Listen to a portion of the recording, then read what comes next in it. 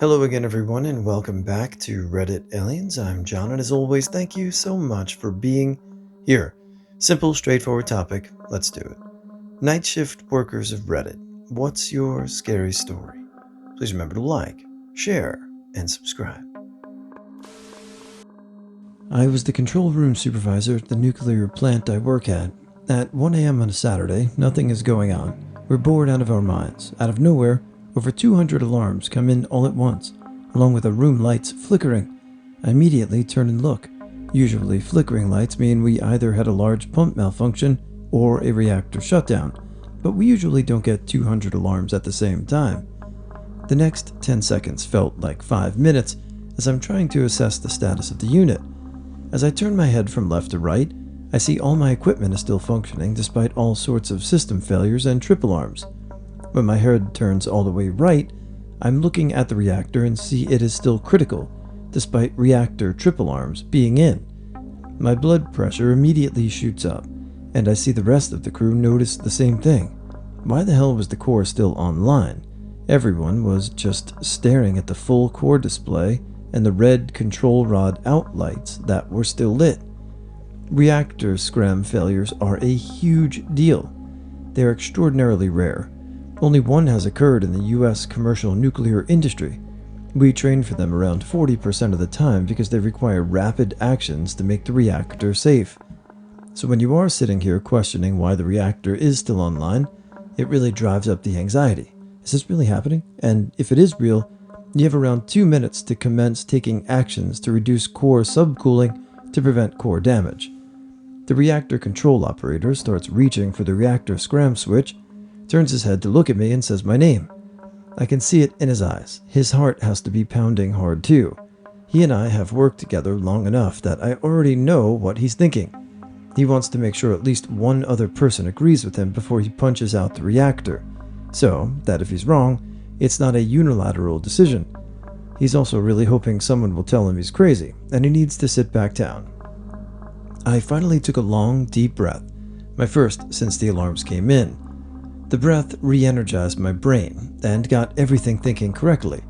I took a few extra seconds to scan the panels, just to be absolutely sure. I was concerned we had to scram the core. We had reactor trip indications, which should have shut the reactor down, but it was still online. But between that deep breath and those few extra seconds, I saw it as clear as day on one of my control boards. One of our power lines went down. I look up at the generator information screen and see that grid voltage just spiked off scale, then dropped, then stabilized. I look back down and see some power grid circuit breakers tripping. The rest of the plant was stable: water levels, power levels, coolant flow, and pressure.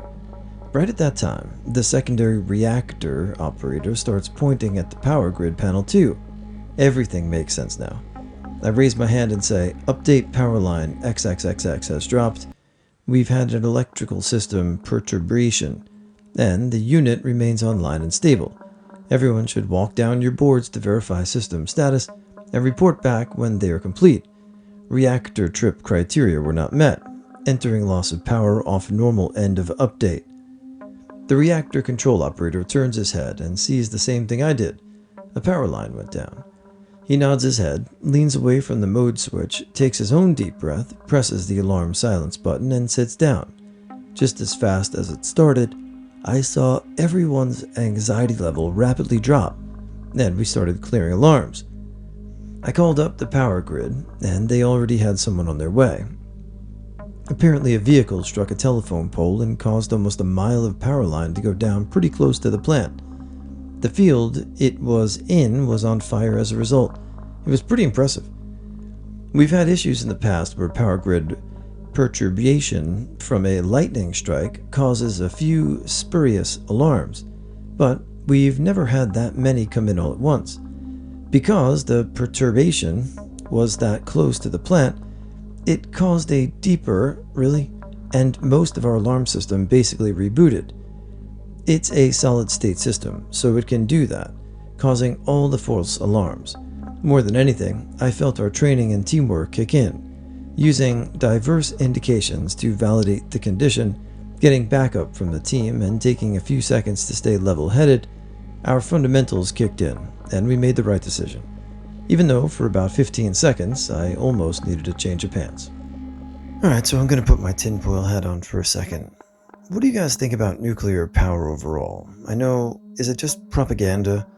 It's clean, right? I think they said if you took all the nuclear power plants in the world with their waste, it would fit in like a really small container.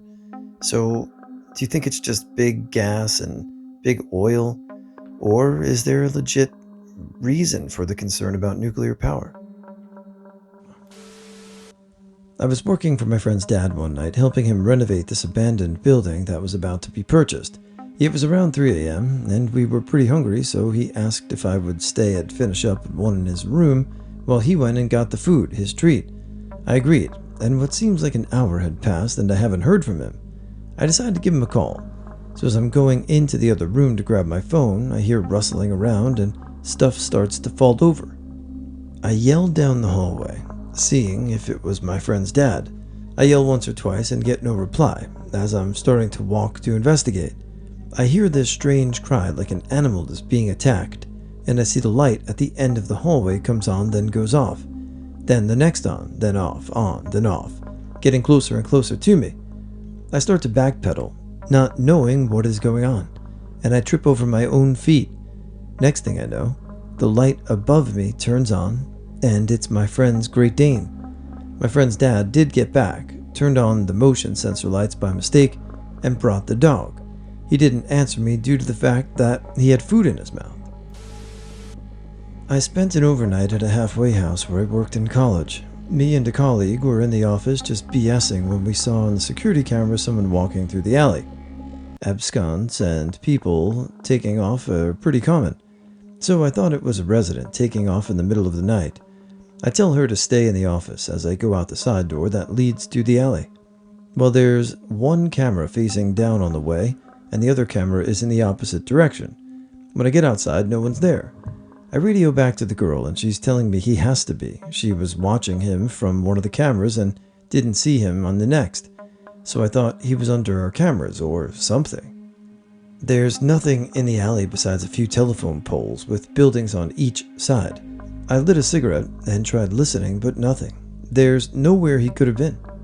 We watched the cameras again, and sure as shit, everything is current with what we saw.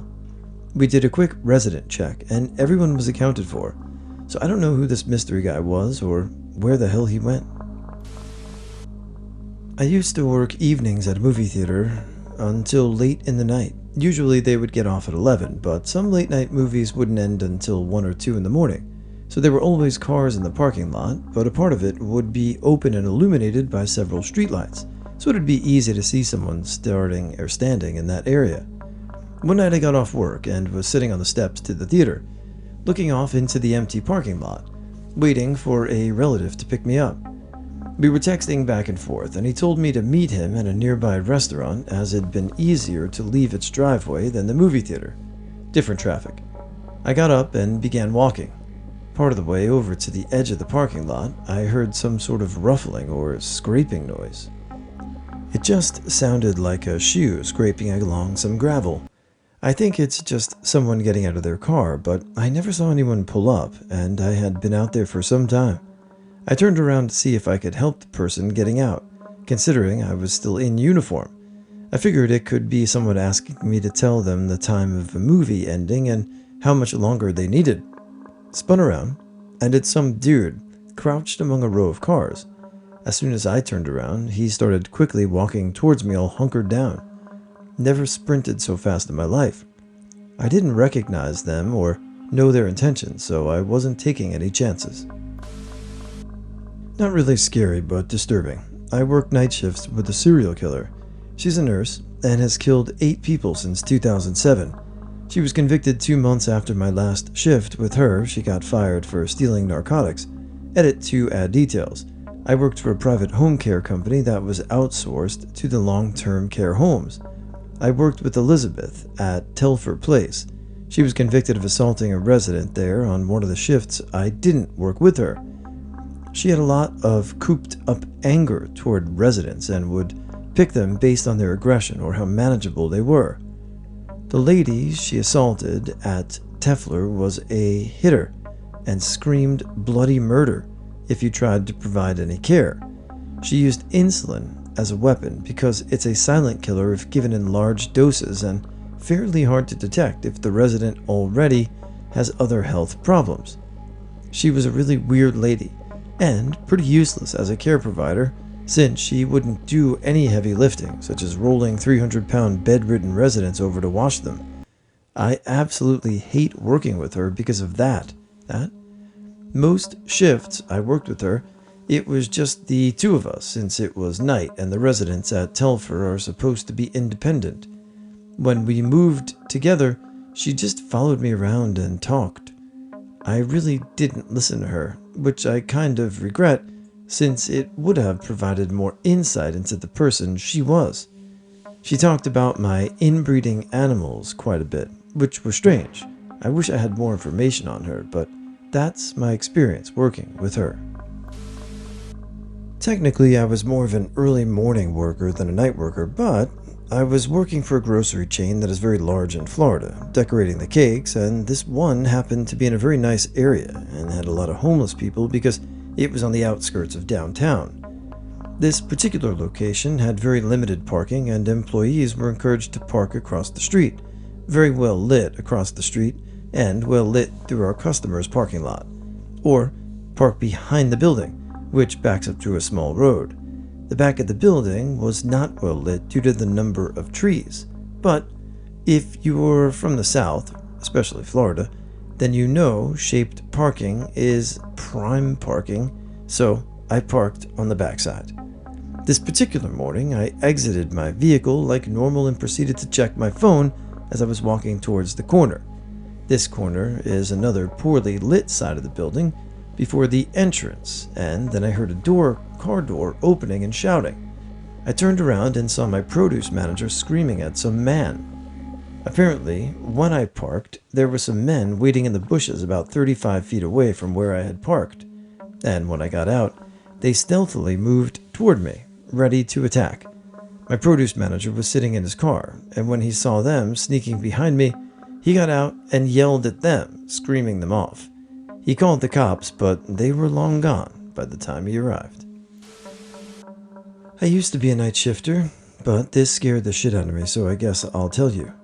I used to work for a big-name convenience stores. I was fairly new to the night shift and the store. A lot of the people who had worked there for a while started telling me the store was haunted. Of course, I didn't believe them. One story is about one of the day crew members refusing to go into the cooler because a ghostly woman screamed at him, or the slushy machine would stop working randomly, stuff like that. It's almost midnight, time to lock up the beer case. My coworker and assistant manager were outside smoking. I was the only person in the store, no employees or nothing. The case's keyhole was at the top.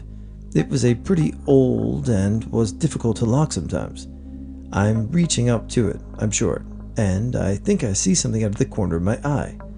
There are other windows behind me, a few shopping rows back, but no one is outside, and no one is in the rows. I think I'm just imagining things, probably a moth or something. It's midsummer. We get June bugs and moths, lots of them. So I get back to the cooler and look up.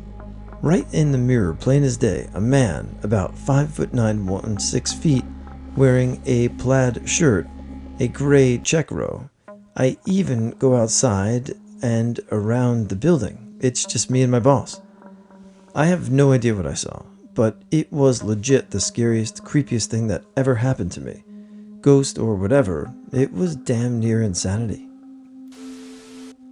So I worked nights at a maintenance company for many years, and we had won a counter contract with a massive, insane asylum that had been empty for, I want to say, at least 30 plus years. This place was huge with over 20 buildings that were 3 to 5 stories tall. Very creepy. Still had old wheelchair covered in cobwebs in them, beds with restraints, etc. You get the picture. Anyhow, they had recently begun renovating the one building at a time, but over half were still untouched. Also, there was a series of underground tunnels that connected all, or at least most, of the buildings together. Well, one night in September or October, I was pretty sure I was fearless, and most of that night I was cool, up until about 4 hours ago into it. I started hearing creepy noises, creaking, wood, and in the moaning. I'll never forget the moaning. At first, I started hearing creepy noises, creaking, and wood, and this moaning.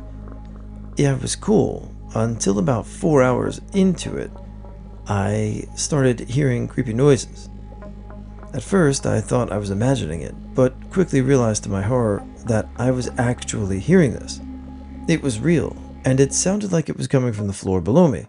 So I grabbed a hold of the broom, huddle, and handle I was using, knowing damn well it would be useless against the forces of evil that awaited me, and I slowly headed in that direction of the sounds. I was shitting bricks, but I had to go that way regardless because it was the only way out. I get down to the lower floor, and it's getting louder and less muffled. As I got closer, I stopped perfectly still and quiet for a moment to try and pinpoint where it was. I can't remember exactly. Well, this floor was semi-renovated, and I was near a small cubicle of desks, I can't remember exactly, and some effing festive ass hat put a Halloween screensaver on his computer in the cubicle. So, the damn thing was playing these well-orchestrated creepy noises while in the rest mode or whatever. I was a perfect example of being so pissed. And I never worked alone in that place again.